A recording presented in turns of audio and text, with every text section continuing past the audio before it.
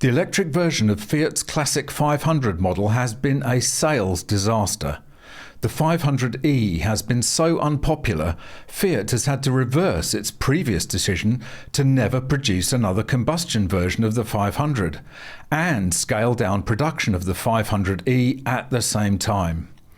Like many other auto manufacturers, Fiat was convinced that the switch to electric power was set in stone and that it had to be on board with the decision. Such a view was no doubt formed from believing government propaganda and promising endless subsidies to both consumers and manufacturers to make the transition happen. However, it didn't take into account the fact that a majority of consumers were hugely unimpressed with electric options and avoided them like the plague. So Fiat has done what any business would do in this situation, gone back to building cars that consumers actually want. Welcome back to MGUY, British engineer and lawyer, now Sydney-based YouTuber. If you'd like to support this channel and display your anti-EV credentials to your Tesla-owning neighbours at the same time, why not buy some awesome MGUY merchandise, like this mug, this baseball cap, or this t-shirt. Each high-quality item sports the MGUY No EVs sign, and they're all made to order, perfect for irritating the hell out of your local EV zealots. Visit store.mguy.tv or click the link in the description to check out the full range of products. And of course, you can always just buy me a coffee. Click the link in the description or scan the QR code on screen. We'll come on to the Fiat story very shortly, but in similar news, pretty much on the same day, Japanese automaker Honda has pivoted away from electrification and back towards the cars people want to buy. Why Honda put the brakes on EVs? A major car maker has reportedly paused plans to accelerate its switch to electric cars, following President Trump's decision to slash incentives in the US. Honda has reportedly put the brakes on a large electric SUV following President Trump's decision to cut EV incentives in the US. The Japanese giant is preparing to roll out a new range of battery-powered models based on the Concept Zero SUV and sedan unveiled at the CES conference in Las Vegas this year. It originally planned to follow the 5-seat SUV and sedan with a 7-seat SUV, but has reportedly pulled the plug on that project. A report by the Asia Nikkei states that Honda suspended plans to introduce a big EV as demand for sizable electric cars has been weaker than expected. President Trump's decision to act a $7,500 federal tax credit for EV customers reportedly contributed to Honda's stance. The change to EV concessions is part of sweeping legislation described by Trump as a big, beautiful bill and an abomination by Tesla chief executive Elon Musk. Honda has reportedly slashed about 7 trillion yen, that's $31 billion, from its research and development budget for electric cars. Well, why spend $31 billion on R&D if nobody wants to buy the things at the end of the day? Seems like sensible business management. If there is a limited use case for an EV, it would be for a small city runabout. Although, given the Fiat story as we'll see, even that is shrinking. Not huge SUV-style behemoths. So it's not entirely surprising that Honda has dumped the planned SUV. The absolutely ghastly Kia EV9 that looks like a brick on wheels has sold just 165 in all of Australia, compared to over 5,000 of Kia's closest petrol equivalent, a ratio of no less than 30 to 1. You'd have to have more money than sense to buy one. And now on to Fiat, which seems to have dispelled even that limited use case I mentioned earlier, as its tiny 500e has been a total flop and the manufacturer has executed a swift 180-degree turn, now promising a hybrid version. The petrol car people actually want to buy, Fiat confirms new hybrid model after making major EV U-turn.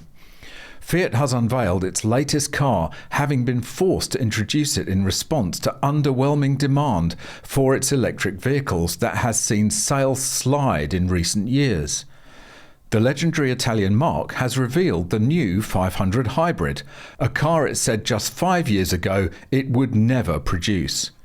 It is largely based on the Fiat 500e, which, when launched in 2020, bosses said would be exclusively sold as an EV, as part of the brand's plan to accelerate its shift to battery power by the end of the decade.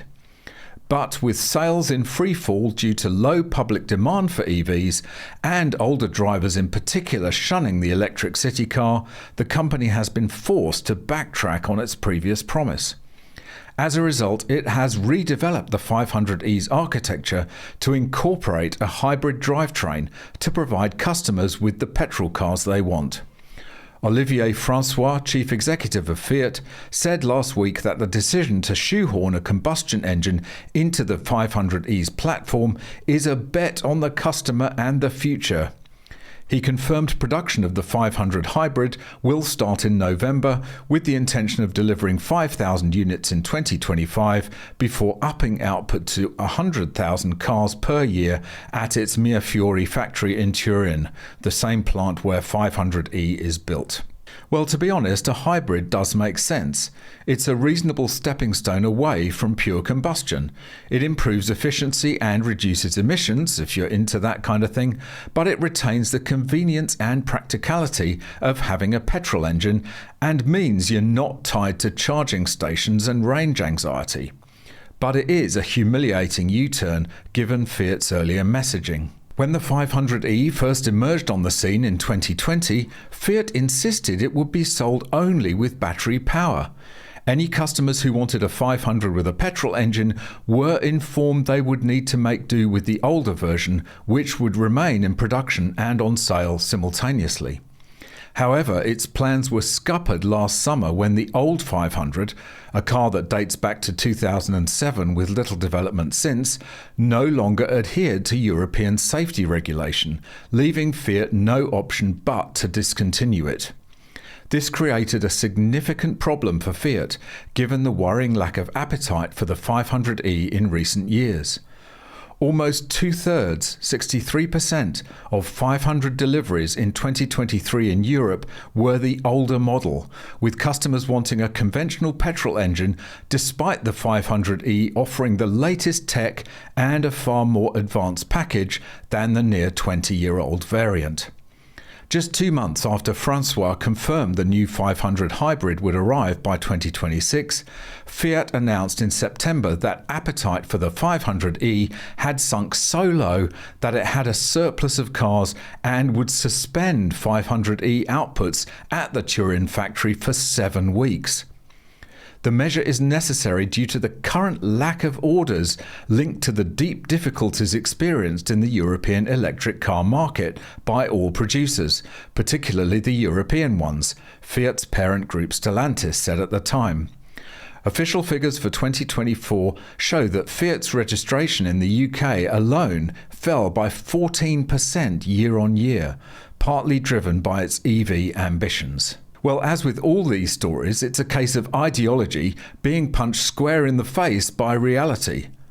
The governing elites in their ivory towers may want all the little people to drive EVs, but when it's so blindingly obvious that the product they're being offered is vastly inferior to what they've got at the moment, the little people say, no thanks. So you can add both Honda and Fiat to the growing list of manufacturers hastily backtracking on their reckless electrification plans. Thanks very much for watching. Really hope you enjoyed it. If you've got any tips or stories, go there. If you'd like to watch another video, go there. If you'd like to buy me a coffee, go there. And please subscribe to the channel.